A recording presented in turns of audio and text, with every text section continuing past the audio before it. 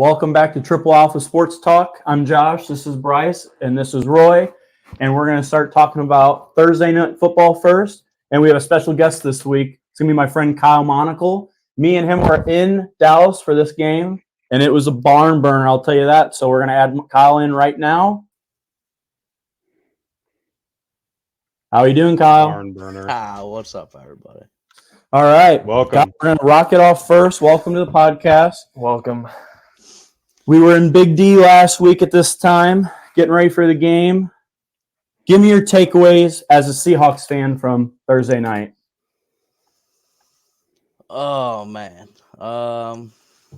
So I can't really – all right, if you look online, everyone's going to say that the ref sucked. The ref sucked both ways, in my opinion. Now, if we wouldn't have had an opportunity at the end of the game to win it, I would have been a little more pissed.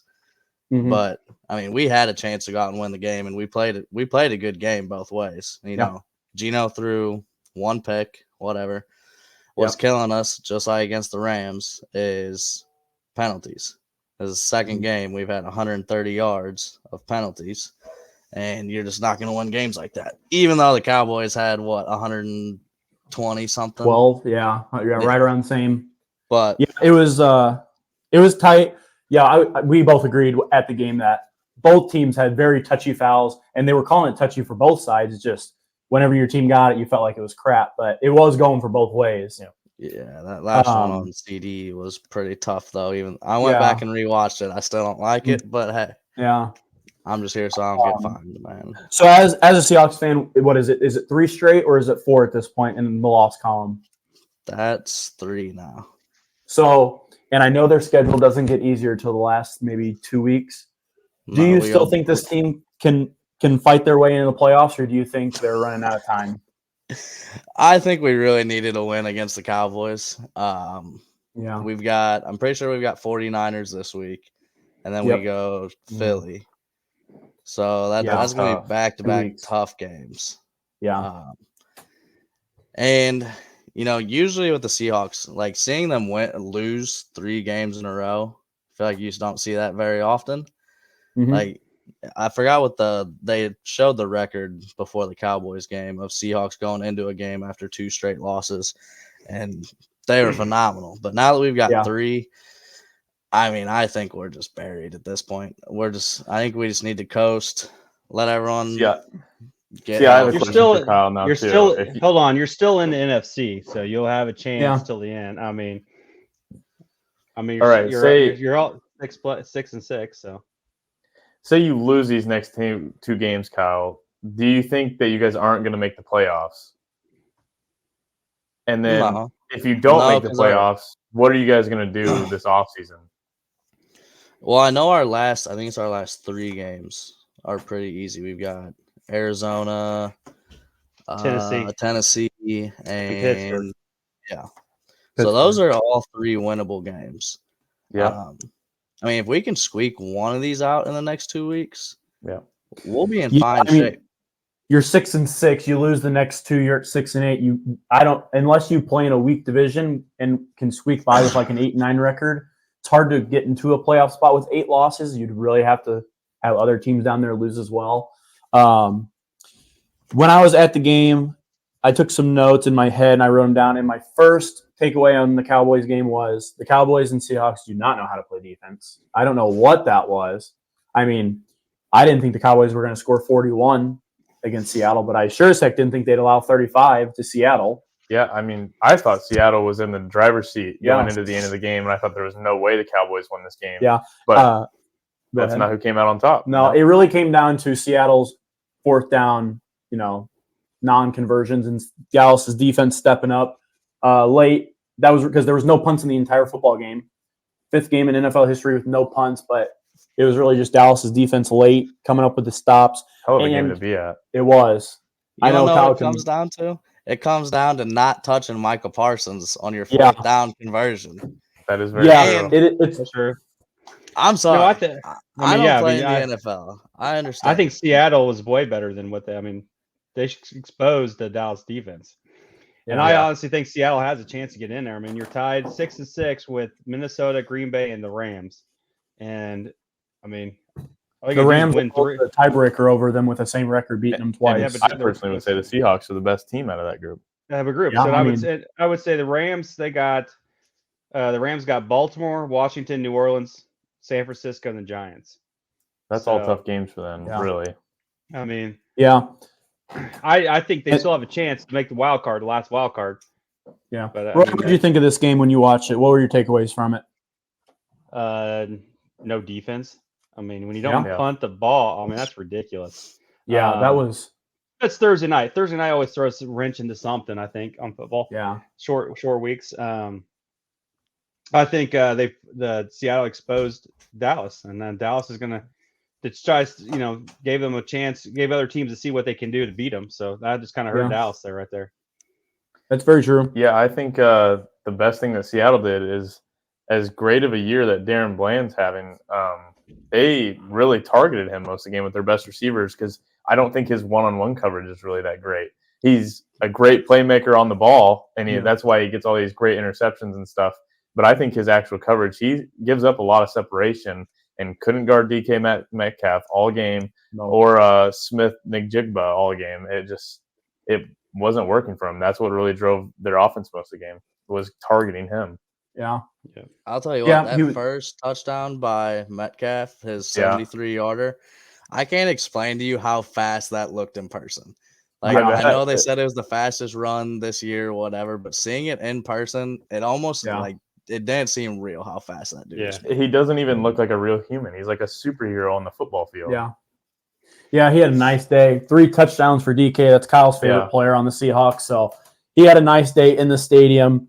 And my other takeaway from the game, other than the 4th down stops, was CeeDee Lamb took over late. He did have that key drop on 4th down after the Bland pick, but after that, the entire way down the field on their last touchdown drive, it was CeeDee Lamb one-on-one winning every route. Yeah. But almost the entire game, DK Metcalf did the same on the opposite side. So, yeah. Kyle, what was your takeaway at the game? The environment, the electricity? I know it was a shootout, so there's a lot of scoring, but give me your thoughts. It was pretty electric, and we talked about it on the way out. What surprised me is I expected a lot more, I guess, trash talk from the Cowboys fans, but honestly, no one really said anything the entire. I mean, walking into the game, walking out of the game, I think we had one guy come up and yell in my face. Yeah, we had some friendly conversations. I thought. Go ahead, Kyle. No, you're good. You're good. Is that big screen as big as they say it is? Yes. Middle of the field? It is massive. It's 80 yards long. I think. Yeah, it's 80. It's huge. It's 60 yards long, right? 60 yards 80. wide. It might be 60, but it's like basically the whole field. That's crazy. And you always see the things of the punters hitting it. It looks a lot lower than it should be. Like you would think it's going to be really high. It's really not. It looks really low. Wow. Another cool thing about the game, this has nothing to do with the football game. Me and Kyle were leaving the stadium, and we see this black Suburban with hundreds of people around this car. And we're like, I mean, this is 10 minutes after the game. There's no players out yet. They're on their way to the locker room. And we're like, that has got to be a celebrity. Now, there was a Hall of Fame induction at halftime for DeMarcus Ware. But we learned very quickly after someone was running by that it was Deion Sanders in the passenger seat leaving AT&T Stadium. That was pretty sweet. That's awesome. So, anybody got anything else? That's really all I got about the Cowboys game. Yeah. Kyle? And I'm just going to throw it out there. The Cowboys cheerleaders put on a hell of a show. They did a really good job. It was very, very entertaining to watch. I was impressed, man. But yeah, other than that, it was a good game. It was my first NFL game. I feel like it set the bar pretty high. Good luck. Yeah, next time we're gonna have to drag. We're gonna have to drag Josh out to Seattle. Josh. Yeah, next time we're going to Lumen for the 12th man. I would never go to Seattle. I wouldn't step foot in that town, man. Hey, you watch your mouth over there. Appreciate you coming on, Kyle. Thanks for giving your opinion. Thanks, man. Appreciate it. All right. We're going to go to Roy's game of the week. We each pick one game a week from the Sunday slate. Roy went with Detroit in New Orleans, and Detroit came away 33-28 victorious. Roy, your game of the week. Tell us your takeaways. Well, I just couldn't. I mean, Detroit got out 21-0 before it was even. I mean, it seemed like before even the first three commercial breaks, it was a quick game, quick score for them. Yeah. Derek Carr, it's funny. As bad as we talk about him, he played decent in the first half and about third quarter, and then started showing Derek Carr and how he can't. I mean, how he threw an interception and got sacked, twice, and that's just Derek Carr. And then everybody wanted Jameson Winston in there, and he looked awful after that. They should just the Saints should just play Tyson Hill. I mean, he's a hell of a way better quarter. I haven't seen him throw the ball, but at least they move the ball when he's in there. I mean, Detroit did play starting quarterback for a while last year, right? Yeah, they gave him the keys for a little bit. Yeah. But he didn't do much. I mean, they ran him some. I think he had 13 carries in this game. Then when they put him back in the quarterback position, I mean, he moved the ball. They moved the ball between him and Kamara, and they did that wildcat pretty well. Yeah, they did a wildcat thing. They did great, and that's when they were moving the ball. They should just leave him at quarterback because the other two suck. But I can agree with that. Detroit played well. I mean, they pulled it out. I mean, they got up big. Their running backs are legit. I mean, the problem is when you have Jared Goff back there just throwing, they're not that good. I mean, so just get them more carries, and I think the Detroit will be just fine. Bryce, what do you think about this game? Yeah, I agree with that. I thought the Lions kind of bounced back after some weeks that I didn't think they were playing that good. They really showed their run game, and I think that's what they base their team around is when they're getting good run game, that gives Jared Goff a little more time, I think, to make good passes and stuff. But whenever the run game's not going, that's whenever you see the Lions start to fall apart. For the Saints, they have so many pieces, in my opinion, and they don't have a quarterback who can get them the ball. Like, Kamara looks amazing still, and I can't believe he looks this explosive still after a couple of years of his career. You normally start to see running backs like him start to dwindle down, but he still looks like the top running back in the league to me. And they have the wide receivers to go along with it too. And their offense isn't what it should be, in my opinion. Like, they just don't have a quarterback who's consistent. I thought Jameson Winston coming in might help them out, but I mean, we've seen him play before. He's a goofball. Yeah. I mean, he's goofier than Jared Goof on the other side. I agree. Yeah, my takeaways were really just Lions came ready to play 21-0, 7 minutes in the game. New Orleans, despite them not having a great record and the last few years being down, that's still a tough place to go into and play. And to go up 21-0, 7 minutes in from the interception and the two offensive scores, that's a very impressive way to start the game.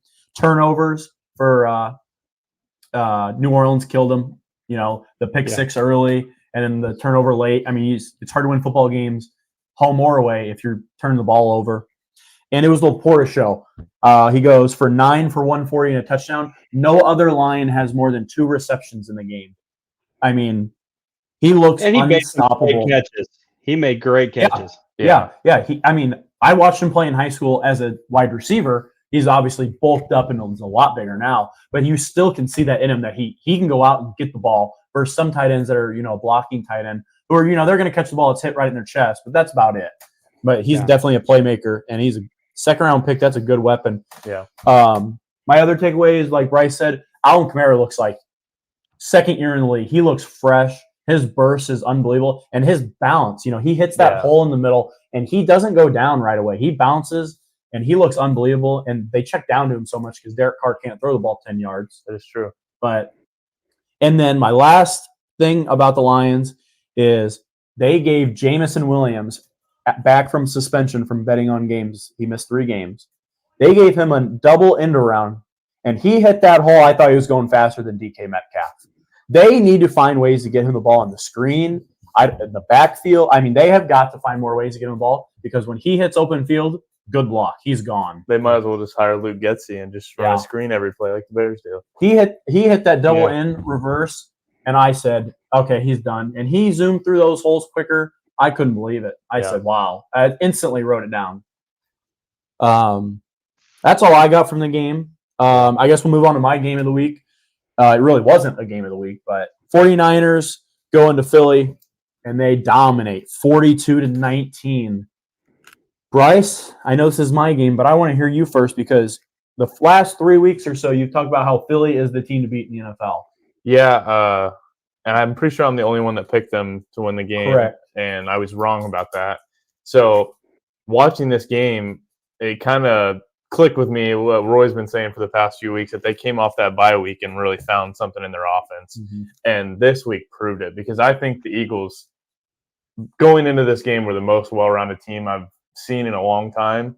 And the 49ers just absolutely put it on that defense. I mean, they didn't even look like they were there.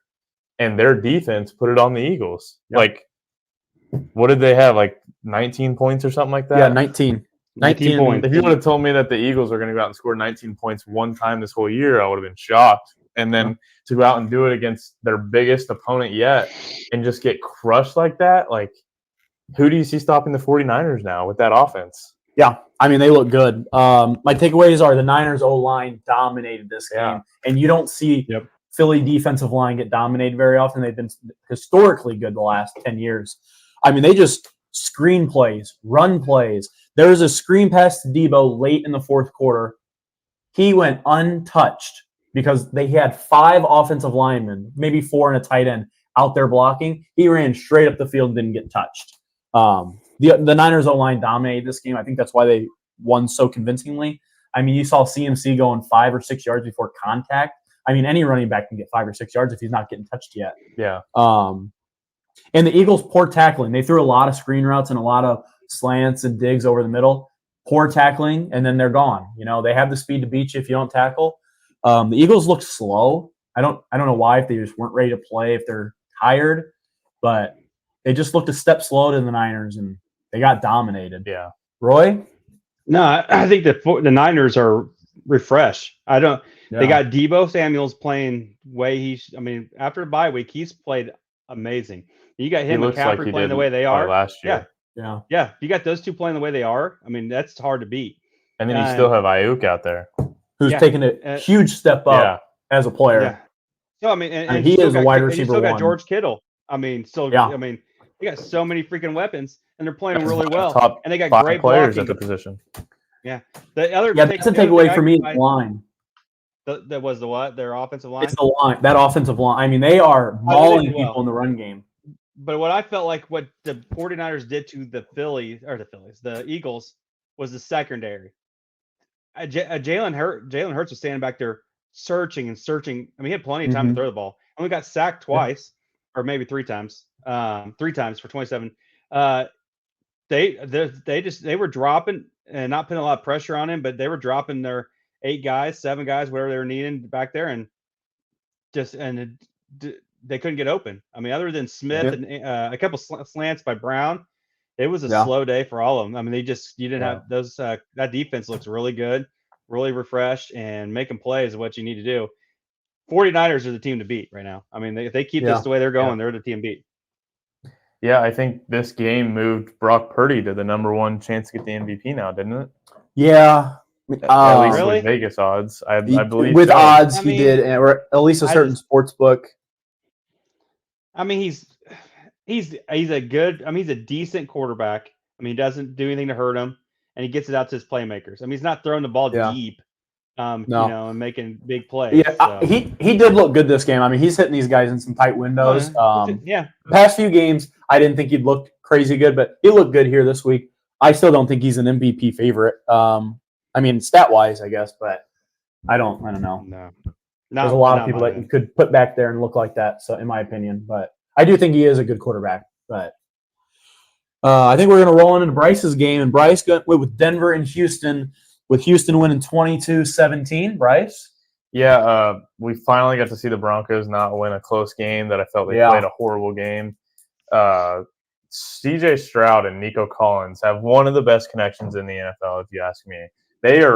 They just look like they're on fire and that they're best friends out there playing football, you know. I think that the Texans are a legit playoff team that they can beat anybody at this point, I think. I know the Broncos have had good and bad games, but I think the Texans are a really good team right now. And maybe not this year, but the next year or so, when CJ Stroud stops doing some of these rookie mistakes that every rookie does, they're going to be a top team in the league, if you ask me. Anything else I had? What do you think that the Broncos do in this offseason? Because to me, they still might make the playoffs, right? Like, there's a Yeah. chance. I mean, The the AFC's weaker this year than we were expecting. With the Bengals and the Bills, but so there's a chance. But like Russell Wilson doesn't look good to me, and he's No. getting old. Do you think that the Broncos could be a team to go for a quarterback this offseason? no, they're paying him too much, and it's mostly guaranteed. I don't think they can get out of that really. Yeah. They brought in Sean Payton, so I think they're locked in with this core. I think they could definitely use help on the O-line. Russ isn't moving like he when he's in Seattle. So maybe you beef up that offensive line a little bit, give him a little bit more time, because I still think he throws the ball pretty well, but he doesn't look as mobile as he used to. Like, he still is running, but the burst and the acceleration just isn't as quick as it used to be. And if you protect him, any quarterback's good if he has a pocket to throw in all day. So his problem is that he's made to make plays. I mean, that's the problem. I mean, he had 186 yards passing. He's not a deep thrower anymore. Yeah. He's going to give you completions. The problem is he had to run 10 times. I mean, and he got sacked 3 times. So I mean, yeah, they got to in the offseason. They got to shore up that offensive line. I still think they need a running back. I mean, they can't get anybody going in the running game. So I think they got to get somebody in the running game. See, I like Javonte Williams. I think he's a good back. I just think they need I don't think their offensive line is very good. I just Don't they don't have feel like McLeod too? It's something McLaughlin. or something. Yeah. It's something like that. Yeah. I mean, I don't know. I mean that they were so disappointing to start the year. I mean, they've been really good since winning close games, but yeah, I mean, they lose a tight one here. They lose the tight one, in my opinion, because they throw 3 picks. I mean, I said, it's hard to win in a football game if you're going to turn the ball over. 3 picks. One, I mean, they had a shot to win it. I mean, they're on the 10-yard line with 20 seconds left. Yep. And they throw a pick. But like Bryce said, Nico Collins, my fantasy league is going to know that I've had Nico Collins on my roster for the last 10 weeks. I've been a Nico Collins believer, former Michigan Wolverine. And then my other bunch of cheaters over there. CJ Stroud. Just like LSU. I want to talk to you about him. I've agreed with you the last few weeks that he's in rhythm. Any good quarterback in the National Football League in rhythm is going to hit their throws most of the time. I watched this game. He was making back foot throws on the run, out of rhythm throws, and making them perfectly. I mean, better than the rookies I've seen in a long time. Now, do I think he's a generational quarterback? Maybe not. But I think this is definitely someone you can build a team around. And if he's going to be that elusive, and he's not turning the football over, so he's not making as many dumb rookie mistakes as usual, I think this is a home run pick. I think they nailed it. Now, I know they have some good wide receivers, but Nico Collins and Tank Dell, those aren't superstar receivers yet, at least. I think they're just good role players, and they're all playing well together. No, CJ Stroud's always had an arm. Even when he was in college, he's always had an arm. He could make plays. I think as long as he doesn't turn the ball over. Now, it's never been a problem when he was in college, just turn the ball over. It was just when it came, his was the big moments. I mean, he would kind of fall under in big moments, and hopefully, a couple of years in the league, he'll get over that and try to produce for him. I still think Texas need a more of explosive running back. But I think Nico Collins is a big receiver. He's been pretty good for the last few years. He just had nobody throw him the ball, and I think this year he's got somebody. And he's making plays. So they still need a couple guys. They see a couple pieces around him to make that team take next. Kind of just like the Lions. They just need a couple more steps. Yeah. My last takeaway, and this actually, I'm really glad that you said this, Bryce. You said you see the Texans really being that playoff team. I know that they look really good this year, but I'm going to pump the brakes on that only because they did draft at number 2 this year and take CJ Stroud, and they did use their first-round pick this year to trade up for for Will Anderson, who has been a monster on the defensive end. But that's 2 years of first-round picks they've used, and I'm going to pump the brakes on them because they won't have a first-round pick this year. Now, they're playing well, and both those players are star players right now for them. It's definitely their best defensive players, Will Anderson. So the trade up is worked phenomenal. And you're winning, and so your pick is not going to be as good as it was when you trade up to number 3. So it's a great trade, but you don't have a first round pick this year because you used 2 in the same draft. So but you'll have salary cap room with those young players to get somebody that you really need. Yeah. And they're in a weak division. I mean, that's in Central Division there. I mean, or South or whatever it is now. South. It's not that. I mean, Jacksonville's the leader right now, but it's really it's always been an average division, and usually get one team out of it. It's pretty good. So I mean, they could be in a couple of years they could definitely be in there. Yep. All right. I think that's going to move us on into Sunday Night Football. A little bit of an upset, and this is the second week in a row we've talked about this team upsetting somebody. The Chiefs go into Lambeau, and they lose to Green Bay 27-19. This was a shock for me, but I'm going to let Roy start. I want to hear Roy's opinions on this one first. I don't know where Jordan Love has come from. I mean, he's just played out of his mind the last couple of weeks. I can't believe it. The guy could not throw down the ball down the field, and all of a sudden now he can complete passes. Yeah. I don't. And then on the opposite side, Patrick Mahomes just does not look like Patrick Mahomes. I mean, his passer rating is down, his completion percentage is down. He's just not looking. I mean, I think it's the pieces around him aren't as good as they used to be. Yeah. But I just feel like he's not making the plays that he's used to be making, and he does not. Kansas City has struggled most of the year, and I thought, they'll click. Eventually, get together, and it does not. They're going in the wrong way right now. Yeah. Bryce? Yeah, I mean, I hate Jordan Love at this point. It's just not fair. I mean, is he going to be the new owner of the Bears?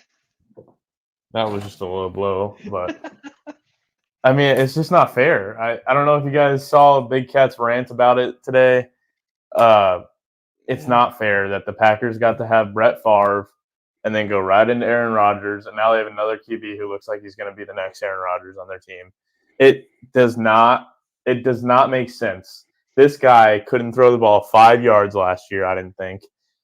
Comes out here at the beginning of the season, still can't throw the football, and somehow mid-round he's out playing Patrick Mahomes against Patrick Mahomes. Yeah. I do not understand it. It's just simply not fair. And then, like you said, for the Chiefs, their offense is struggling like it has all year. This is the first game, I think, that their defense kind of didn't hold a team under 20 points to help the Chiefs win. And, the Packers, I mean, they're always going to find a way to win. I hate it, but that's just how they are. Yep. And it's going to be my life forever. Poor Bears fans. Yeah. The first thing that jumped off this page when I watched this game was the first drive. Green Bay got the ball. Their play calling was excellent. I mean, they have every time it's a play action pass, the linebackers are biting down. Every time they run the ball, the linebackers are backing up. So that tells me something in the play call and the design of it is throwing Kansas City off. And they've been a great defense all year. Yeah. And they march down the field, and all these receivers have 2 to 3 yards of separation. Great throws, but they're getting open. And I love the play calls for Matt LaFleur the entire first drive. And it got him off to a great start. And, you get in front of Patrick Mahomes, that can never be a bad thing. Yep. The next thing was Jordan Love, man. What can you say? He's going to be the guy.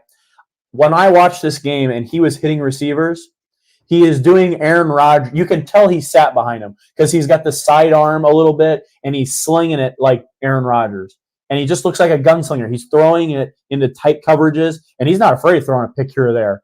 He's a gunslinger. And, I mean, you watch him, it just looks like Aaron Rodgers. Now, I'm not saying he will be, but, man, he looked great in this game. He's making progress. Yeah. And for the Chiefs, I know, Roy, you said that Patrick Mahomes, he doesn't look the same. I think a lot of it has to do with his tackles. He had 2 good tackles last season, and I thought he looked great. He had all day to throw after the year before where they struggled in the Super Bowl against the Bucs because they had no tackles. They went out and paid for 2 of them on 1-year deals. This year they have 2 new tackles, and they are horrendous. They lead the league in, if you count both of them, they lead the league in penalties, holding, false starts, and they're not good run blockers either. It's very bad, and I don't think he's comfortable back there, and I don't think he has the receivers to get open in the time that he has to throw. Well, and his receivers are making the catches they need to make. I mean, there's several times that they had to hit their hands again, and if the quarterback can't always throw the perfect pass, and you've got to be able to make the play. And I just feel like I even feel like Travis Kelce looks slow running around some routes and stuff. Yeah. So Yeah, He's It been too just- busy going to Argentina to see Taylor Swift. that's So probably true. can't blame the Too guy. busy, too busy shaking it off. So yeah, I think that's all I got from this game. that's all I yeah. got. I think we're ready to roll into Monday night, which was last night. Shocker. Bengals go to Jacksonville in OT and win 34-31. I know Bryce is not a big fan of this game. I had a 7-leg parlay on this game and hit every leg except Jacksonville money line, and it was just devastating to me. Almost drove my car off the bridge on the way home. It would have paid my rent this month, but Yeah. that's okay. Sports Oh, gamblers, you never stop because you're one bet away from retiring. That's what Well, I I think always say. I think Josh's advice a couple weeks ago was don't do the parlay. So should have took it. I make more money on DraftKings. First than Josh, podcast so we did. Don't try to hit the big parlays. That's why I make more money on DraftKings than Josh. So Mm. I don't take his betting advice. Not last night, you didn't. Not last night. I didn't. No. My takeaways were really, Jacksonville's defense looked piss poor, couldn't get a stop. I know the Bengals look good. They don't have Joe Burrow, but they look good Give on some credit offense. to Jake Browning. Yeah, he looked good. He has the most touchdowns ever in high school history. Yeah, 96 touchdowns Yeah. his senior year of high school. Roy Jake Browning. Yeah. 5 rushing touchdowns and 91 passing That's touchdowns. that's on. I don't even know how that's possible. First of all, I don't think my high school team scored that in a season. No Yeah. way. And he did it by himself. End of story. But The guy played a perfect game. He didn't have Yeah. very many bad throws, I didn't think. I Nope. don't think he had any turnovers. I think the One receivers passing were just touchdown. getting open. Yeah. NFL They ran quarterbacks, big they're going to plays hit for the him. guys if they're open for the most part. And there wasn't too much pressure. And then on the other side of the ball, Trevor Lawrence goes down with the injury. Yeah. I think it really hurts him late, OT. That's a big injury. Sprained ankle, probably only out a few weeks. And they have a little bit of a lead in the AFC South, so they can probably give him a few weeks. But, yeah, I need him Hey, back That's forward. big. Jacksonville's got to get their running game again going. That's when they're good. Yep. Is when they get the running game. But no, Jake Browning played. He played out of his mind. He played great. Yeah. 354 yards passing. This is good. And I felt like he got Jamar Chase involved. 11 catches for 140%. You got to get your playmakers involved. That's where Yeah. and that's what gets me is with I feel like sometimes Joe Burrow, earlier in the year, just was not doing that. And I think that's what you got to get your player maker. Joe Mixon had, 68 yards rushing, 2 touchdowns, and caught 6 passes. You're getting the playmakers getting the ball, and that's what you got to do. And Jacksonville just doesn't have. They're gonna have to get the Calvin Ridley more. That's just I don't know why they don't throw. Yeah, they throw a lot lose to their Christian tight Kirk end. to a core injury, needs surgery. One catch. They said he might make it back, but a core surgery out 9 weeks. tough. It's I going to be doubt it. pushing it. So you might Like be you looking said, at without Like their you number said, one. Jacksonville, got a little breathing room, so Yeah, they should be all right. I think another big thing for Cincinnati is they look like they have a dual threat backfield now with Brown, I think was his name, as their other running back. Chase Brown. Chase Brown, he looked amazing. You hear that, Roy? Chase Brown looked amazing. He's still That's a a normal huge guy. prodigy. Just Thank not you very going to end up much. being anything. Not going to end up He anything. looked great. He Fumbled looked the great ball 100 because he times. was a great runner, and he almost had Michigan last year. You lucky goose. Whatever. All right. I think that's going to do it for our NFL coverage of this week. We didn't talk about this last week, but every week we go over picks. And this past week, me and Roy tied for first place at 8. Me and Roy both went 8-5 on our picks from this past week. Bryce 1 game behind at 7-6. However, for the 3 weeks that we've been doing this, me and Roy are tied with 25-18, and Bryce has a 2-game lead, 27-6-16. So me and Roy are catching him. He had a good noon slate, and he missed every game after the noon slate.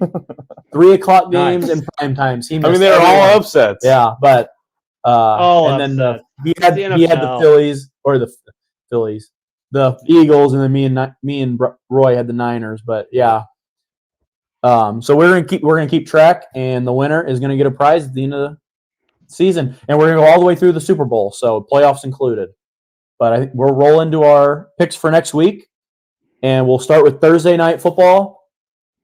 Oh boy, the Patriots play the Steelers. Roy, Wow. what do you think about this? I mean, this is going to be all eyes on this game. Let's go. Yeah, Steelers and Patriots are going for the first overall pick. So Steelers. Yeah, I mean, you're gonna have to pay me to watch this game, but Steelers are gonna win this. I think the Patriots are the worst team in the league under the Panthers, in my opinion. I really think this game's going to be close.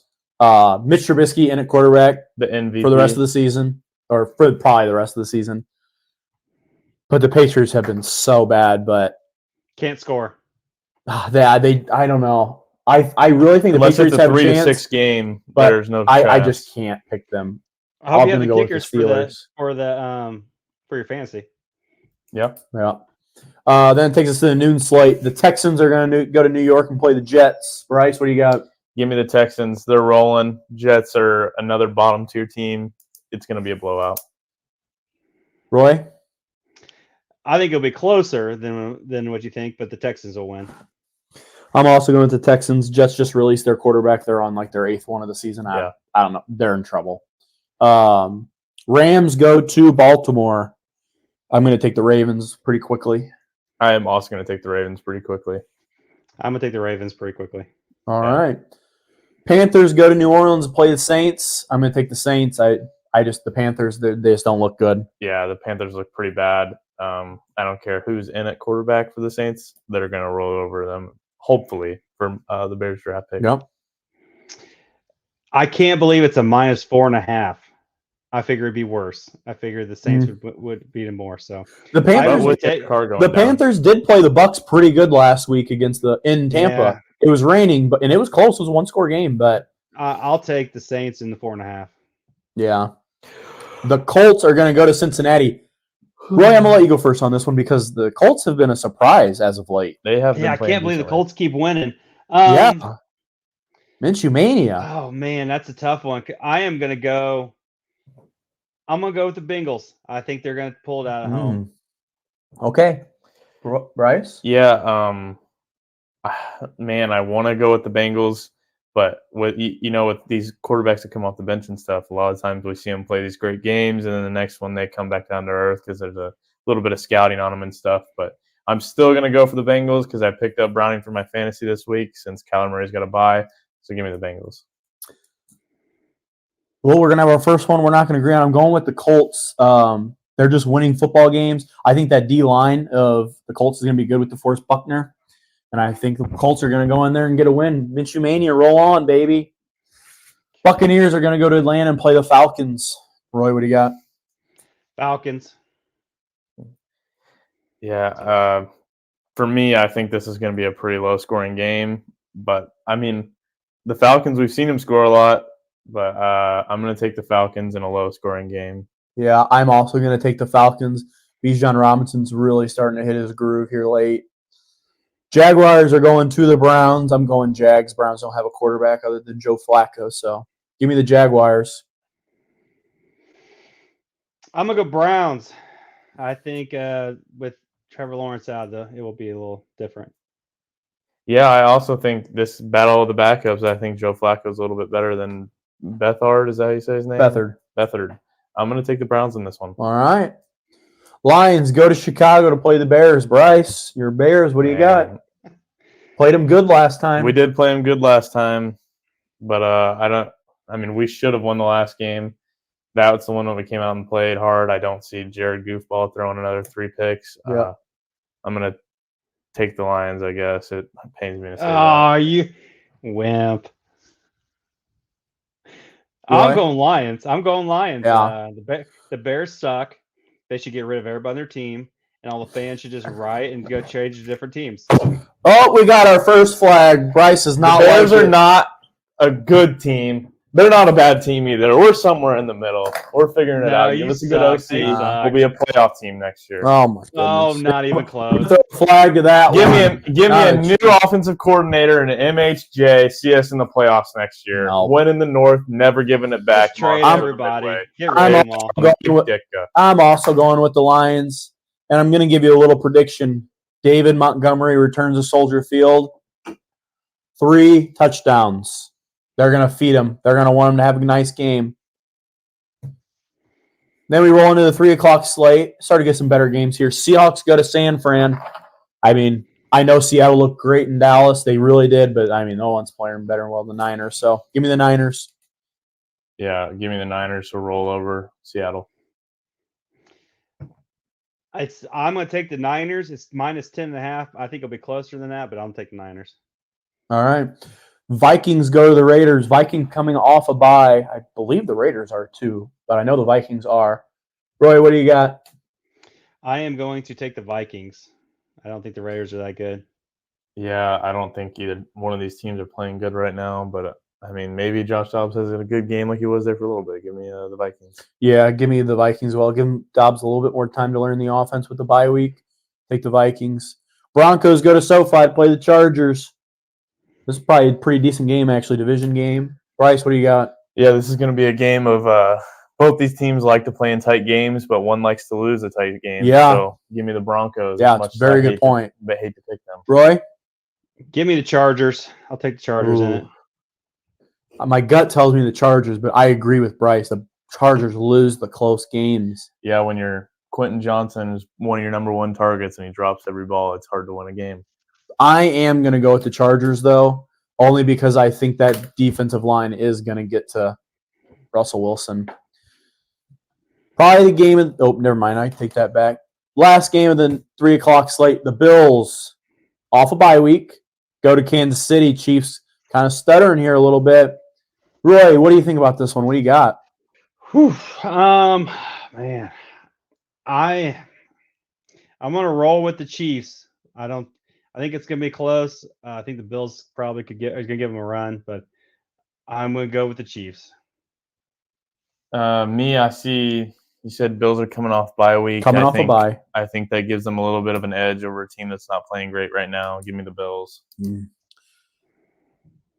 I know the Chiefs' offense has been struggling, and the Bills' offense hasn't done what they've been supposed to either with turnovers. I don't know what the over-under is, but this is going to be a shootout. I just know it. The Bills and the Chiefs in Arrowhead, it's going to look just like it did in the playoffs. It's going to be 30s to 40s, but 47.5 is the over and under. Give me the over by 10, 15 points. Might take an alternate. I'm going to take the Chiefs, though, because they're at home. Sunday night football, game of the week. A lot on the line. The Eagles go to Arlington to play the boys. I'm going to rip it first. Dak's an MVP level, and the Eagles and Cowboys always split. Give me the boys. Yeah, I'm gonna go the other way. I think the Eagles had a really bad game last week, and they had a little reset. And Cowboys, their offense looks good, but their defense did not look good last week. So give me the Eagles. I am gonna go the Eagles. I think the Dallas are about on their downturn, so I'm gonna go with the Eagles. I think they can't lose 2 weeks in a row. All right. Packers go to MetLife to face the Giants. Give me Jordan Love, or give me give me Jordan Love to beat the Giants. Agreed. I will never pick the Packers as long as we do this. Oh, come on. Give me Danny DeVito. Danny DeVito. Give me Danny DeVito. I mean, it's just Illinois household names now. Come on. Yes. And then Monday Night Football, Titans go to Miami, play the Dolphins, and ain't nobody catching Tyreek Hill, so give me the Dolphins. Yeah, it's Miami minus 13. I'll probably take Miami minus 13. Yeah, I agree. Miami's just on another level. All right, we're going to roll into college football. Was it Sunday? Yeah, Sunday we got the rankings. Sunday at noon. Yeah. Sunday we got the rankings, and they go number 1 Michigan, number 2 Washington, number 3 Texas, and number 4 Alabama. The first thing everyone talks about. Roy and Bryce, I'll let you guys, whoever wants to go first. Do you agree with the committee's decision to put Texas and Bama and knock Florida State and Georgia, even though most people understand why Georgia didn't? Really, just do you agree with the decision to leave Florida State out? Whoever wants to take the floor. I'll take it. I do not. I think it's completely bogus that Florida State did not get in, because you might as well told those kids at the beginning of the year, hey, you guys can do every single thing possible to get into the playoffs perfectly, and you're not getting in. This is about money. That is all it's about. The committee couldn't have an SEC team not make it because that's who dominates every year, and SEC is closest to the NFL. It's all just about money and a bunch of bullshit. Florida State played great this year. I don't care if you say their schedule wasn't hard. Put somebody harder on their schedule. They went out and tried to get players or try to get teams on their schedule to boost their schedule strength, like LSU. They can't help that they destroyed LSU and then they became bad. And if you look at Alabama's wins, I think their wins are like not even – some of them aren't even as good as Florida State's. Like they had Auburn, who they pretty much lost to, in my opinion, and they had a few other teams that they should have blown out and won by like 3 points. It's just not fair to me. FSU really got screwed in this, and I feel bad for all those kids on that team that played their hearts out all year. All right, Roy, what do you think? The committee got it way wrong.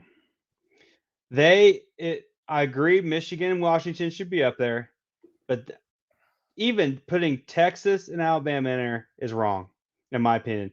Georgia, who's been number one for the last 2.5 years. The first loss in 3 years. I mean, so what this has done, and then keeping Florida State out, what you've done is said the regular season does not matter, period. Yep. So Georgia could won how many games straight for 3 years? And 29, right? Yeah. And Alabama, you got beat by Texas. Guess what? On your home field. You look like crap early in the season. And then your last 2 weeks, you didn't look very good. And you there's no reason you should have won the Auburn game. That's just bad coaching by Auburn. So what you're doing is holding out a Florida State team who didn't play well most of the year. I mean, they had some bad games, even with their Jordan Travis in there, but they won. I mean, you cannot just say, hey, you got an undefeated team, you can't be in there. Again, like Bryce said, it is about the money. If you look at it, you got Michigan and you got Washington at 1 and 2. You got Texas and Alabama at 3 and 4. Look at what that is right now. Next year, those are 2 Big Tens at the top and 2 SEC teams on the bottom, on the other 4. So what you've done is taken the two conferences that have run college football, because Big Ten's done by Fox and the SEC is done by ESPN, and 2 biggest money makers. And so you put them in there because all you wanted was money. And you've left out Georgia. I mean, I think Georgia's got screwed. You don't move them from 1 all the way down to 6. I mean, that's ridiculous. That's crazy. And then you leave Florida State out. I think Florida. You should have left Georgia in there. You should have left. You can say, hey, they won the conference. 1 game means nothing. I mean, it's just one conference championship game. Georgia didn't play that well. Could have a couple of calls that went against them, screwed them, or Georgia wins that game. We're not even talking about Alabama. Texas. I mean, Texas should have gotten beat several times throughout the year. So I think they got it way wrong, and I think it's about the money. It's about a bunch of sports writers who don't understand are arguing all this. Stephen A. Smith is a dumbass. Stephen A. Smith is a dumbass. And all of them. And I used to like Pat McAfee, and when you're just bitching about the Big Ten, about how bad they are and saying, I'm out. You're out of my list. And it's just ridiculous.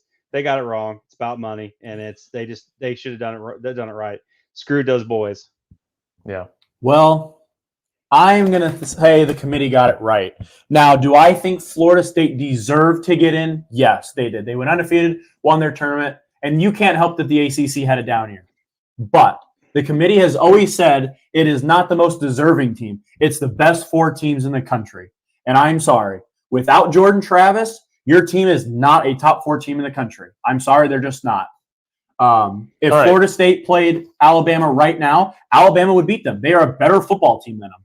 Yeah, but you're saying that off an eye test. You can't just up and say an undefeated team is better than a team that wasn't undefeated. Without that quarterback, they are not a top 4 team. If you say that one player on a football team can lead a team to 13-0, that player deserves Heisman, and he will not get it.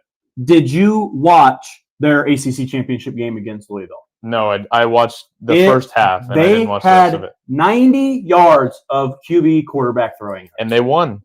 Yeah, because Louisville was horrible. So I'm not saying that they didn't deserve it, but the committee looks at it, because what the committee did is the committee said we're valuing the conference championship the most, which Florida State had. I'm not saying that. And Florida State could have scheduled, Bryce said, they scheduled LSU. Yes, LSU was scheduled. LSU was not as good of a team as they were week one than they were at the end of the year because they were not ranked as high because they weren't that good. You could have went out and done other non-conference schedules. You didn't. You signed LSU, and that was week one, and that's all you did. And your conference was down. You beat up on bad teams. UCF, a couple years ago, they're undefeated.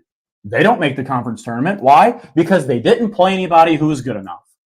I'm sorry. They were in a Power 5 conference then either. I agree, but they didn't schedule anybody good enough to play. Yeah. Florida State only played LSU, who isn't as good as Alabama's wins. Alabama beat Georgia. That's a top, in the committee's eyes, that's a top 6 win.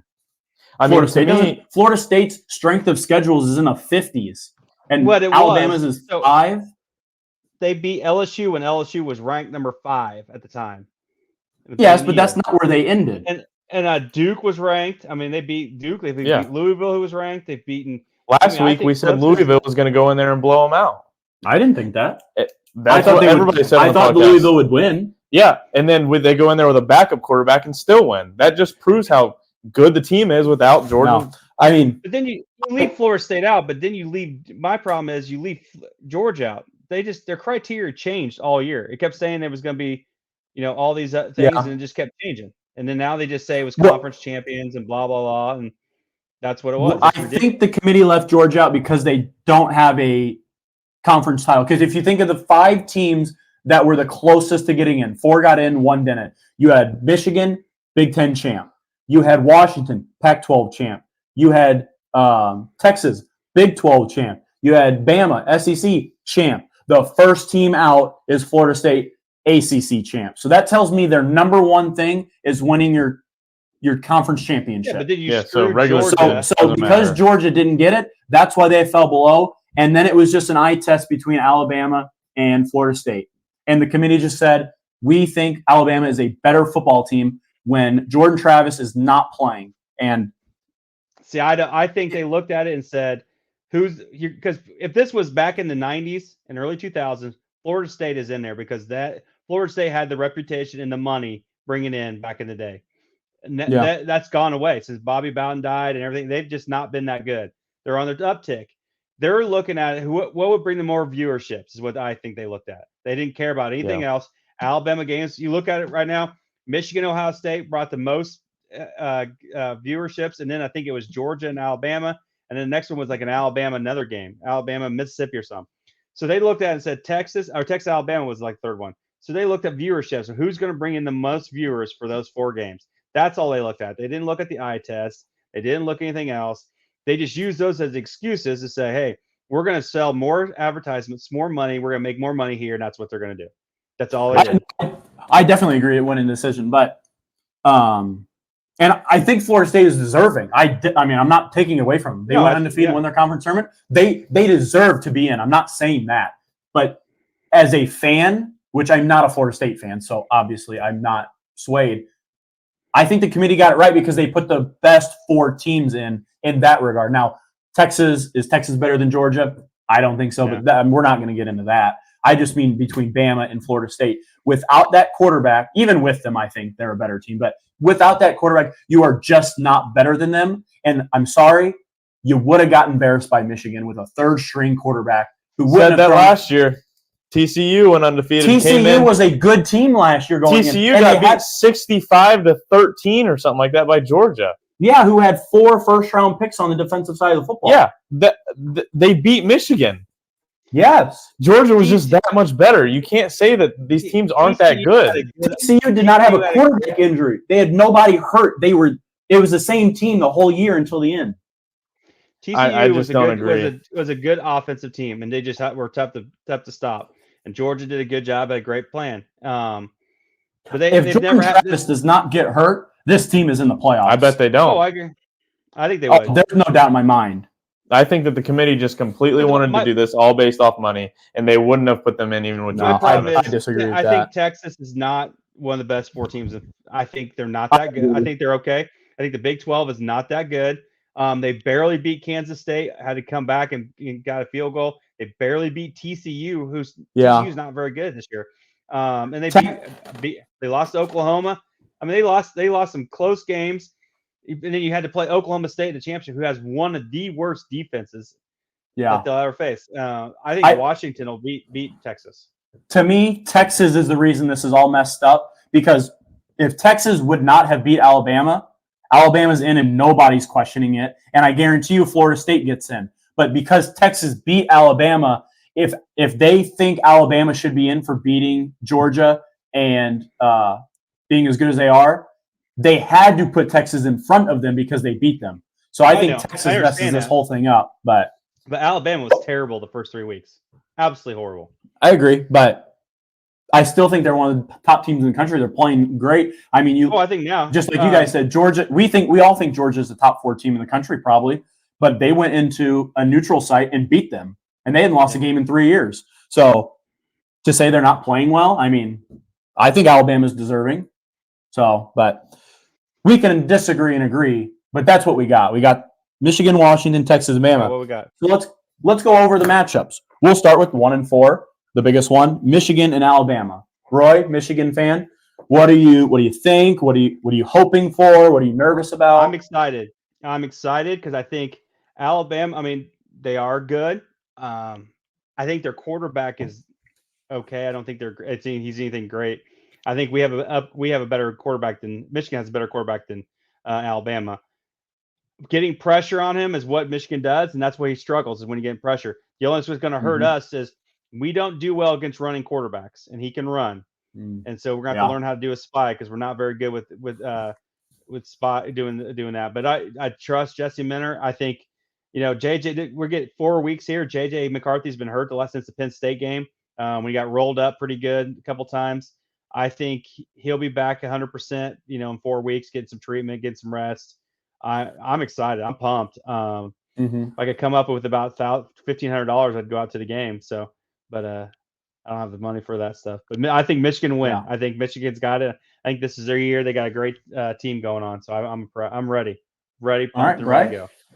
Yeah, I think I don't think Alabama's been playing good, and even with this time, like a month that they have to prepare, I don't think their offense is good enough to beat Michigan's offense.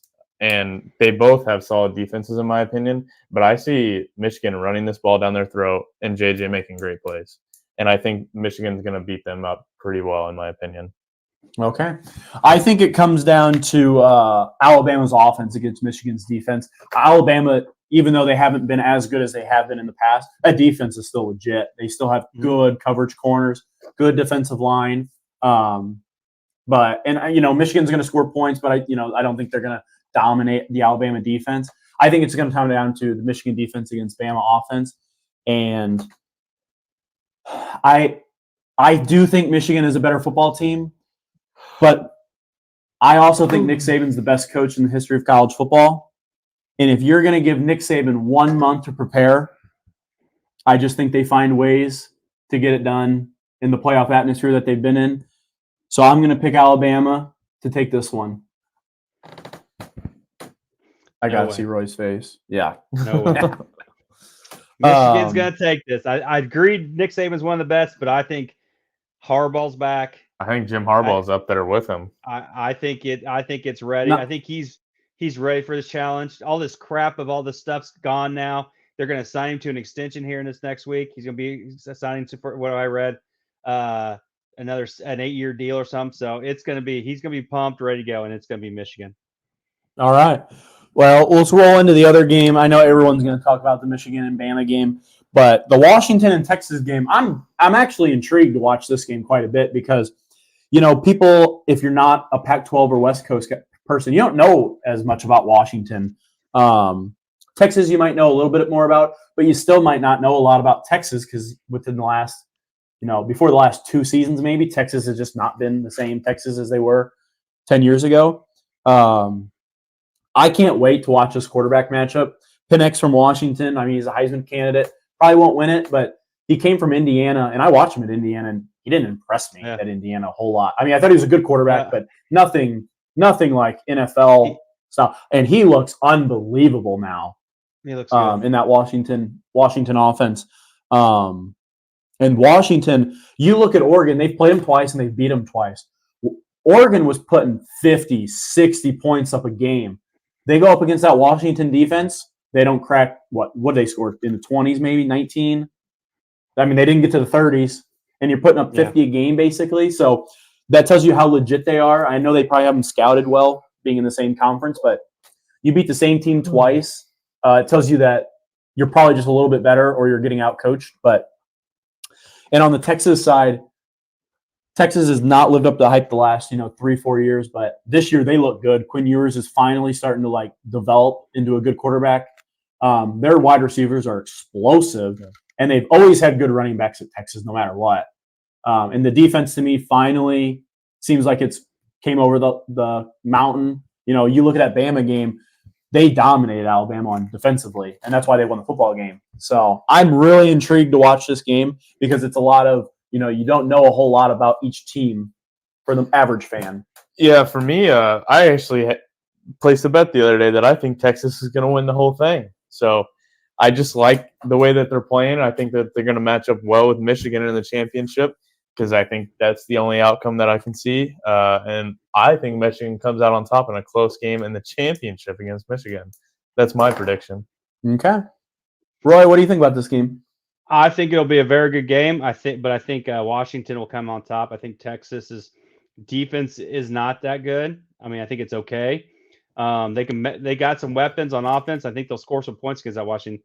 But Penix, when he was in Indiana, he was tough on Michigan. I mean, he was good. I mean, I was at the game when he threw 4 touchdowns. I mean, he did it really well. And I think he's ready to play, and I think he'll do really well. And I really think he'll play. I think it'll be a good game by Washington. I think they'll come out on top. Do you think playing in the Pac-12 outside of Oregon, because Oregon was a very legit team, and Oregon State as well? I mean, I know that Oregon and Oregon State had a tight game, but do you think that them playing in that conference versus Texas in the Big 12, which really wasn't anything spectacular either, do you think that'll have anything to hurt them in this playoff game? No, I think Washington. I think Texas Washington played a better team. They played better teams. I mean, Washington State was good. I think Oregon State was good. Oregon, USC, UCLA wasn't bad. Arizona improved a ton. I mean, they were a decent team. So I think they played a lot better teams. And I think, but Texas, I mean, I just don't think the Big 12 is that good. They're top heavy. Yeah. Texas is good. Oklahoma's okay. I mean, they're not anything great. Kansas State was okay. I mean, and Oklahoma State just couldn't stop anybody. They could score a bunch of points, just couldn't stop anybody. So I really think it'll come down to the offenses. I think Washington's just got better offense. Yeah, I mean, I think everyone's kind of intrigued to watch that game just a little bit, just to see if Washington really is that legit. I mean, they beat Oregon twice, but outside of that, they don't have any major wins over like an SEC team or a Big Ten team like that. So I think this is the big test for Washington. And if they can beat Texas, then before they move to the Big Ten, they'll be like, yeah, we're the team to beat. So yep. I think I don't have anything else for college football. You guys? All right. Let's move it on into the MLB. The winter meetings are going on right now as we speak. Roy broke news early to me that I have not seen. I don't know anything about. Alex Verdugo's traded the New York Yankees. If that stops them from getting Juan Soto, I'm going to jump off a cliff. I had to say that. Dramatic there. I don't know what I'm going to do if the Yankees don't trade for Juan Soto. I really don't. It's one of those where I've gotten to the point where I've read it so much that I need it and I'm expecting it, and I know it's not going to happen. But all right, just to get that out of the way, because that was not on our things to talk about. Let's rip it. Let's rip the Band-Aid. Shohei Ohtani. At the winter meetings, he's met with 2 teams publicly, the Dodgers and the Blue Jays. From what I've read in the winter meetings and heard, it's down to 4 teams. It is the Blue Jays, it is the Dodgers, it is the Giants, and it is the Angels. Roy, he is expected to sign within the next week. Expected, not saying he will, but all reports are within the next week he's going to make that decision. And the bidding is above $500 million already. No years have been come out. We got to presume it's around, you would think, 10. Yeah, but the I bidding read somewhere 12. $500 12. million. Yeah, the years are. I don't know the years. The years can be skewed, No. but the bidding for the number is over 500 million. I mean, this is going to be a record breaker. We have all said we all think he was going to sign with the Dodgers, Yeah. but the Blue Jays are running the dark horse right now. The Angels and the Giants are kind of been quiet. We don't know much about them. Roy, I'll let you go. Do you still think he's a Dodger, and why? I think he's a Dodger. I think he likes Southern California from everything I've read, and it's a quick trip from Southern California to Japan, and I think he stays. I think he's going to Dodgers. I think he wants to stay over there. The Blue Jays are making a run. I just don't think you can. I don't think he can get that up. I mean, I can't believe the Blue Jays are going to spend that much money, but I think the Dodgers will end up getting him. I think it'll come down to just them making the right offer, and he'll take it. Yeah, I agree with Roy. I don't see him going anywhere but the Dodgers. I mean, that's got to be a dream spot for a player like him to go. And like the location, the amount of money he's going to get paid, the players he's going to play with, the fan base, the winning. Yeah. It all makes too much sense to me. Yeah, I mean, it's been a perfect fit, and they've wanted him. I agree. I'm very worried about the Blue Jays, guys. I can see it for many reasons. The Blue Jays are not paying Bo Bichette, not playing Vladdy yet. They're still in their arbitration or pre-arb years. And if they're gonna decide to spend it if they're in the 500s, what's the difference between I know the Dodgers are probably not going to be outbid, but if you're going to pretty much submit the same offer at that point, so to me it comes down to Shohei where he wants to go, and I do agree that he probably wants to be on the West Coast, closer to Japan. But something that I've read and I took into account, the team that allowed him to pitch and hit is why he signed with the Angels. Would he backstab the Angels and go right to the crosstown rival Dodgers, or with a similar offer, go to Canada, where all of Canada roots for Toronto and be the man? I could see it. I mean, if you're gonna bet the same offer, but it would just be depending if he wanted to keep some loyalty to the Angels by not going to the Dodgers. The Dodgers aren't going to let him go. I mean, put him right with Mookie Betts and between Mookie Betts and Freddie Freeman. The Dodgers are going to make every play they can to get him. I still do think the Dodgers are the favorite. But the idea of him going to the Blue Jays to me is not crazy, because if they're going to, once you get above that number of 500, what's the difference what you spend? I'm sure the offer's got to be somewhat similar at that point. And if he just truly doesn't want to backstab the Dodgers or the Angels, and he thinks that he can get more viewership with a whole state or a whole country of Canada. I mean, I don't even think the whole country of Canada has the same amount of people as LA. I mean, you could be right, but I didn't think the Blue Jays would even be in this. So the fact that they're deep, I'm not surprised with them. I bet you would love it if you went there. It worries me. I mean, he's not going to pitch for a little bit, but please, for the love of God, I'm not worried because of Blue Jays. I'm not worried. Mm-hmm. All right. Well, we have about 20 home runs in Yankee Stadium. Yeah, a week. All right. Soto to the Yanks. The talks were going. They've stalled. Now that the winter meetings have started, they've started back up. There's been a lot of talk about this. I put on the thing, do you think that it would be smart to try to sign him before Ohtani? Because the Blue Jays were also in on Juan Soto. And right now, all eyes are on Shohei Ohtani. And if you could pull a deal off for Juan Soto before, the Blue Jays are occupied. But from all the sounds of it, he's not going to get dealt before Ohtani signs. So it kind of is moot point. Bryce, what do you think? Yeah. Do you think the Yankees in this? I mean, the Yankees, it's just a perfect fit for both teams. But man, I think that the Yankees, I've been saying it, they're not going to make big moves. And if they already signed Verdugo, that's their move of the offseason. I don't see them making another move. Yeah. That's just not a team that I feel like they ever do anything in the offseason. They like to play with what they have and try and make that win. And it's just, I think they've made their move and they're going to stick with it. Yeah. Roy? Man, I hate to say it. I think they're going to make the move. I don't want to say it because I think they're going to freaking I mean, they have stayed away from that stuff for the last 3 years, but I just think it's too close right now. I don't want to give as many players away because I I don't know. I mean, he wants to go to free agency because he wants that Yeah. money.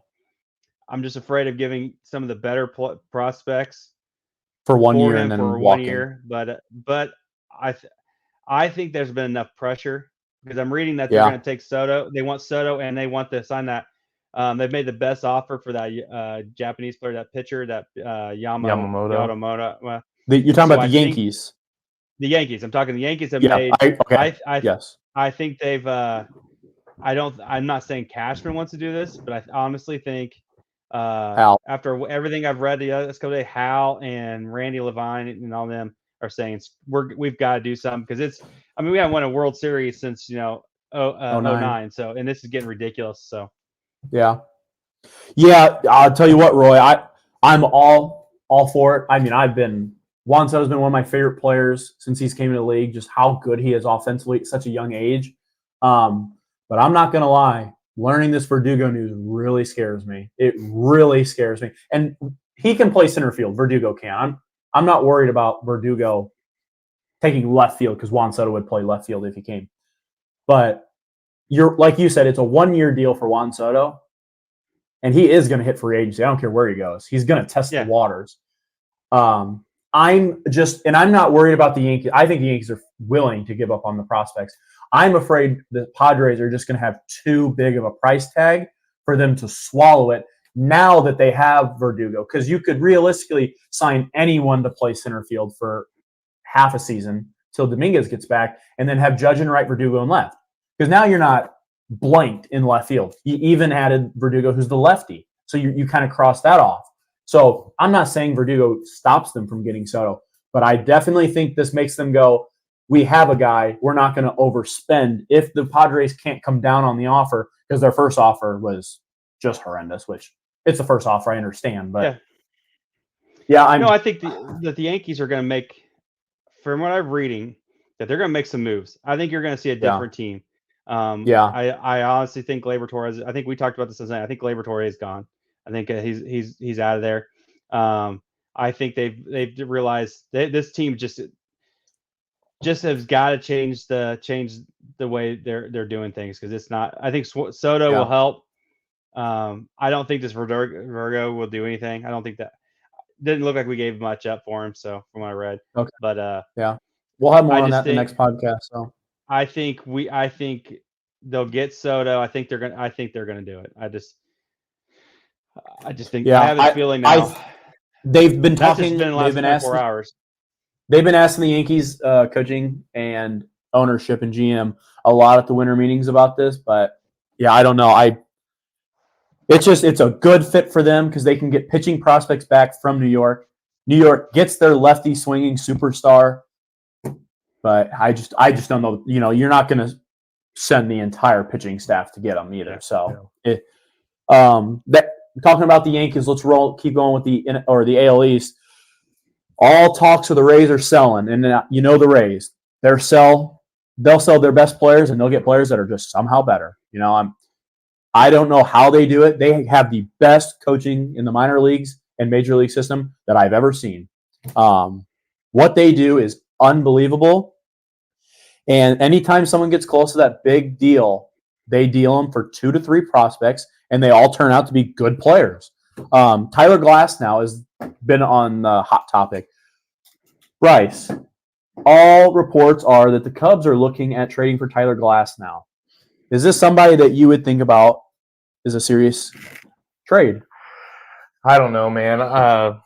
You said earlier that they were looking at trading Christopher Morel. And that would be the centerpiece player going back. Man, I would hate that because I love him on our team. He's just a great all-around player, especially like in the dugout and stuff. Mm-hmm. I love him having him on our team, but I don't care who the Cubs go for. The Cubs have to get somebody, whether it's Bellinger back or anybody else in free agency or a trade, or you're going to see what we had 2 years ago where it's a bunch of role players without their star, and we don't even win enough games to get in the playoffs. Yeah. This year, I thought we had a great team. Even though we didn't make the playoffs, we were like 1 or 2 games out, and we kind of lost it for ourselves. So the Cubs have to make a move, no matter who it is, I think. Roy, what do you think? Do you think that the Rays will move Glasnow? I mean, this is the last year. He's on year 6. This is then normally when they do it. I mean, the Yeah. last year when they can get something out of him. I think they'll do it. Whether I don't know if it'll be the Cubs or not, but I think they've already been talking about. They were trading their center fielder. They were trading. I mean, they've looked at trading there, and this is what they normally do.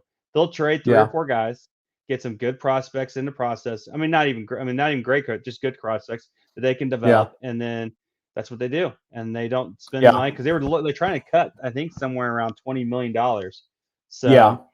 is what I read. So they'll do this, and I think they'll be back to where they're at. Just they'll find a pitching prospect in the middle. I mean, Yeah, somewhere down and there. he'll be better than Tyler Glass now. Yeah. I agree. This is the time the Rays pulled the trigger. He was hurt, and then he came back for the last half. I mean, just as dominant. Yeah. I think the Cubs are a great fit. The Cubs, other than Justin Steele, who did have an excellent year, but you don't think of Justin Steele as a all-star closer year in and year out. You hope that he is from now on, but you can't. I don't know if you can rely on that. But going to get Tyler Glass now for the Cubs is a good fit. I think even if it's not the Cubs, it's going to be a team like the Cubs that maybe doesn't have that true ace, Hall of Fame pitcher. Maybe like I know the Diamondbacks have Zach Gallen, but after that maybe the Diamondbacks send some of their prospects away and add him as like a number 2. So there's maybe a younger team that could use starters. Maybe not like the Yankees. I was thinking the Giants. Yeah, I mean, I can see the Giants. I just don't know if the Giants are ready to take that leap yet. But I could definitely see it. The Giants have a way with pitching, so yeah. Even the Cardinals. I mean, I don't know if the Cardinals would want to make a trade. I think at this point they'd probably. I think the Cardinals are done. I think it's going to come down. It could be an NL team. That's usually they trade to. I think it'll be. The Giants or somebody like the Mill Brewers. Somebody who just needs some and a good arm in there. Or even like like you said, the Diamondbacks. Even the Mets. I could see the Mets trying to do something like that, but it just depends. I don't see anything other than that. Yeah, I think it is the Rays' way to sell going into the last year. Let's roll on into the Cubs, Bryce. I know we talked about a little bit on the Glasnow trade. It's been a quiet offseason so far. You haven't heard many rumblings. Rumblings are they're out on on Shohei. Yeah. Not completely, but, it doesn't look like they're too seriously deep into conversations with them. There hasn't been any word on Bellinger other than the years. I read yesterday that they said that they're pretty much done on Bellinger. Yeah. I still think Bellinger could be the guy that hits the market and doesn't get what he's hoping for and finds his way back. Yeah. But right now, it doesn't look like they're deep into conversations. They're not really deep into any conversations from what it seems. So I just want to give it to you. I mean, to me, I would love to have Bellinger back because just our batting and offense was great last year, and I think. Personally, the Cubs' biggest issue is our relief pitching. We had a good closer in Alozole, and we had good starters throughout most of the year with Stroman, Steele, Fulmer had some good games. Kyle Hendricks was looking like old Kyle Hendricks. That's 4 good starters. We didn't have anybody relief. So you would rather them attack the I would rather them attack the bullpen over maybe starters. Why not call Josh Hader? He's the number 1 closer on the market. I think that would be great. You guys have the money. Move someone like Alozole to relief, and then we have closer as our closer, or Hader as our closer. I think that would be the best move for the Cubs is to go for bullpen people. Yeah, bullpen arms are tough to get. You kind of have to find diamonds in the rough. Yeah, but Hader's about as locked down as it's going to get, and he's on the open market. And you can, as the Cubs, you don't have any money locked down yet. I mean, you could spend $5 or $6 million over what you probably should for him for a 5-year deal. I mean, he's not going to get 10 as a closer. So I would love that. Yeah. Roy, what do you think? What do you think the Cubs should maybe attack in the offseason, or why they've been so quiet? I really think they were going all in on Ohtani, and I think Bellinger I think they wanted to bring him back, but a certain price. Yeah. And that was in there, and he wants. But I think I read $120 million for a few years. That's what I read somewhere. And I don't think anybody's willing to pay him that right now. And I think I think the Cubs just need to build on their young kids. Don't be going for big money right now. Just trying to add pieces. Yeah. Even younger pieces. You got a good pitching staff. I probably would have traded like Kyle Hendricks or Stroman and tried to get some better, get some more pieces for you, some young pitching, but because I don't think that Central Division is that good. So I think you can get a team that you can just build some pieces around. I mean, Bellinger would be perfect, but I think he wants something.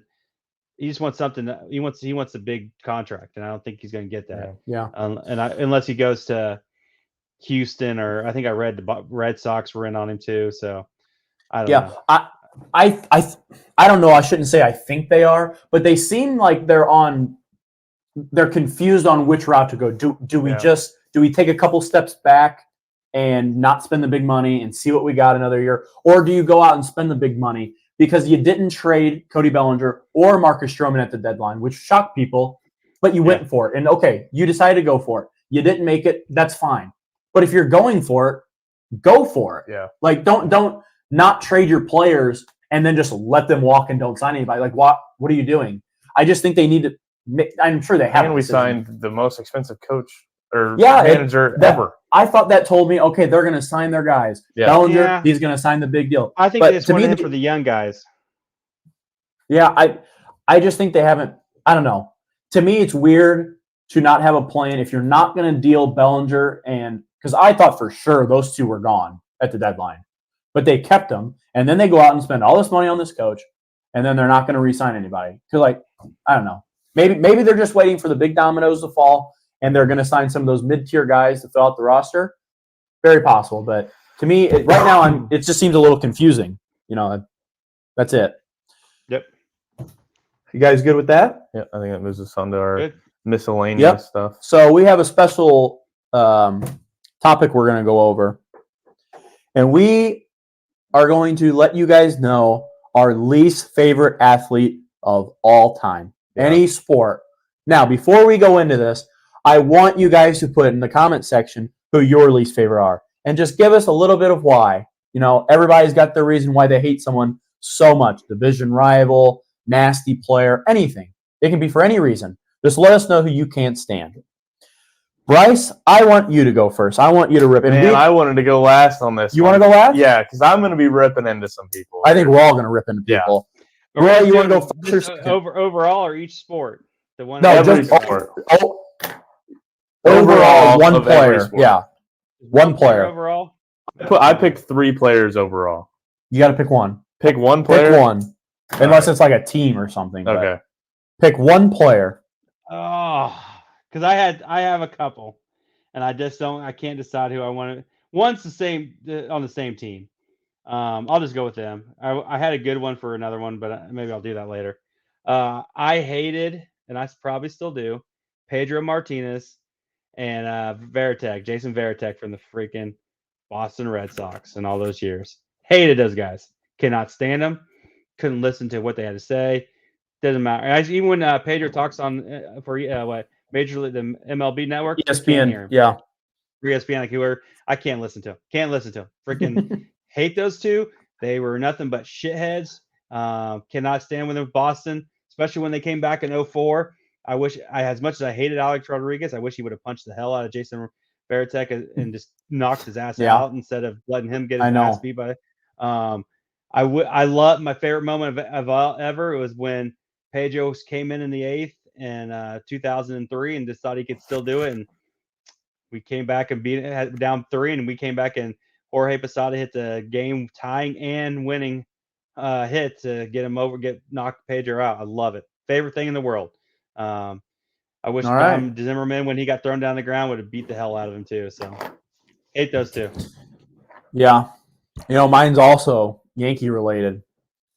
It's Jose Altuve. I have words I can't say on this screen The MVP about Jose Altuve, but I'll get you started. The whole team in general, I can't stand, but that little shit stole an MVP from Aaron Judge. Stole it. deserved. He did not. I will fight him. He did not deserve it while he was cheating. Judge outplayed him. He was basically a rookie. Was that his rookie year, Roy? Okay, he was a rookie. Thank you. Yeah. Maybe first full season. I know he came up the year before, but he stole an MVP from Judge. We're going to put a graphic on the screen. It's right here. Okay? There is no way he deserved it. Second of all, he's got a buzzer on 2 years later. He said he got a tattoo. He couldn't take his shirt off after the game-winning home run. How bad of a tattoo can it be if you're rich and you're getting special tattoos made by experts? You're telling me this tattoo is too fresh? You couldn't take a jersey off in public? No, not buying it. Can't stand that little guy. He's terrible. Yeah. He's been a good player. I don't know how long he's been cheating. Probably 10 years. So that kid is dead to me. I can't stand him. Agree. I had some honorable mentions with LeBron James and Nick Foles, but I think everybody knows my most least favorite player of all time. Discount double check. Aaron Rodgers. Man, Aaron Rodgers has actually caused me depression throughout my entire life. This is the first year of my entire life of watching football. I didn't watch Aaron Rodgers playing on the Packers. And there's only been a few times where we beat them. It's been horrible. Every year I get pumped up. I've been saying F the Packers since I could speak. And every year, Aaron Rodgers finds a way to win. We could be favored going in, have 3 guys trying to tackle him, and he throws up a Hail Mary that lands in Randall Cobb's hands for a touchdown. This guy's going to get his ass beat if he keeps doing this discount double check. Oh, my gosh. That is the stupidest touchdown dance of all time. You don't even wear a belt double check. You don't even wear a belt up here. He's going to be the mayor of Chicago. When he said that he owned the Bears, I almost jumped off my balcony of the 3rd floor. That was one of the most heartbreaking moments of my entire life. There's just nobody, and I hate it because every time I see him on the Pat McAfee show, he makes me want to like him. And everything he says I agree with, but I can't stand him because he was a Packer for 20 damn years. He's a cool guy to listen to. He really is. Yeah, he is. He's pretty smart. I understand where he's coming from, though, as a Cowboys fan. We didn't face him a lot, but, man, them playoffs, he got our number every time. Every time. So I understand what he's saying, but my favorite plays of all time watching Aaron Rodgers was when I think it was Lance Briggs that snapped his collarbone, and when Robbie Gould, a former Bears legend, knocked him out of the playoffs. Those are my favorite 2 plays of Aaron Rodgers. All right. I think we just got Josh's advice, Bryce's facts, and Roy's old man wisdom left. All right. I got some advice, and this is going to hit deep to you, Roy. No, I can't wait. Here's my advice. Jim Harbaugh better come ready to play and have a game plan because Nick Saban's given a month to prepare. He's going to be ready and going to have a good game plan. And if he doesn't want to get embarrassed on the national stage, he better have a good game plan. Michigan's talented enough to hang in that roster or hang in that game and beat Alabama. I'm not saying he's not. But I know Nick Saban's going to have a good game plan and be ready to have those boys play. And if Michigan comes out flat because they don't have a game plan or they're not focused, they're going to be in for a long night. Yeah. No way. It'll be Michigan all the way. Yeah. All right, Bryce, you got some facts for us. Move on to our Bryce facts. The first one's a tweet I saw today, actually. Josh sent it over to me, and I went and looked it up. With the announcement of GTA 6, the trailer finally being released, there's some stats of when GTA 5 was released, what the NFL looked like. So the first thing was Colin Kaepernick had over 3,700 total yards and 25 touchdowns. That seems like it was forever ago. Eli Manning threw 27 interceptions. Josh Gordon had 1,646 receiving yards and 9 touchdowns. That was Josh Gordon's, I think, his rookie year. Yeah. Eddie Lacy was the rookie of the year. Yeah. Eddie Lacy was still slim. Yeah. Eddie Lacy didn't look like a pound cake running the football. LaShawn McCoy, Matt Forte, Jamal Charles, and Alfred Morris were the top leaders in rushing yards. I don't even remember the last time I watched Matt Forte play football. Yeah. I mean, these were all I was like in middle school. Richard Sherman led the NFL in interceptions. Robert Mathis had 19.5 sacks. Robert Quinn had 19. Greg Hardy had 15. And Justin Tuck had 11. Listen to those names. And these were the QBs that were drafted. E.J. Manuel, Geno Smith, Mike Glennon, Matt Barkley, Ryan Nassib, and Landry Jones. And who would have thought Geno Smith would have been the best one after 5 years in the NFL? If you would have read that list and you'd have said, yeah, Geno's going to be the best, no one would have believed it. Exactly. Yeah. These were the wide receivers that were drafted: DeAndre Hopkins, Tavon Austin, Keenan Allen, Terrence Williams, Kenny Stills, Will. Stedman Bailey, and Robert Woods. Man, a lot of Rams in there. Vontaze Burfict led the league in total tackles with 171. Yeah, he's also crazy. Yeah, he was nuts. Yeah, he was. All right. What else you got? Peyton Manning threw for 5,477 yards and 55 touchdowns. That was his MVP season. That's what it looked like when GTA 5 was came out. released. It took way too long for us to get GTA 6 released. And it's not coming out till 2025. Yeah. Jeez. The second thing that I have is among the 30 fastest 100-meter sprints in history of the sport, there are only 9 that are not related to doping, and all 9 of them were completed by Usain Bolt. Oh, wow. I mean, that just solidifies him as the fastest man probably to ever exist. Yeah. He was he's crazy. And this Crazy last fast. one that I have is probably the craziest fact I'll probably ever have on Bryce Facts. Fox tossing was a popular sport in the 16th century in which 2 people held a 23-foot-long cloth on both sides and then pulled it as tight as soon as Fox ran over the cloth so that it threw it into the air. The game continued until the animal broke its bones when it hit the ground and it was killed by a hunter. Wow. So fox tossing was what they were playing in the 16th century. They had to find something to do back then. They had to find something to have fun. They were all bored without Facebook Jeez. and TikTok. So they started throwing foxes in the air until it broke all of its bones. Jeez. All right, Roy. All right. I can't wait All to right. hear these tonight. Mine is simple, short and simple. It is don't grow up. It's a trap. So stay young, guys. It's very true. It is very true. Once you pass 21, that's it. It's downhill. 21. You got a long way. After 21, you got nothing. 40, in It's the just 40s, it's not even that bad. still. All right. I think that's all we got for you guys tonight. That was Hit the kinda like my button, one. subscribe, share it. Put us in the comments what you want us to talk about for next week because we're going to go a little deeper into MLB because we're sure some signings are going to go down here soon with the winter meetings. We have a nice slate of NFL, so let us know what you want us to talk about.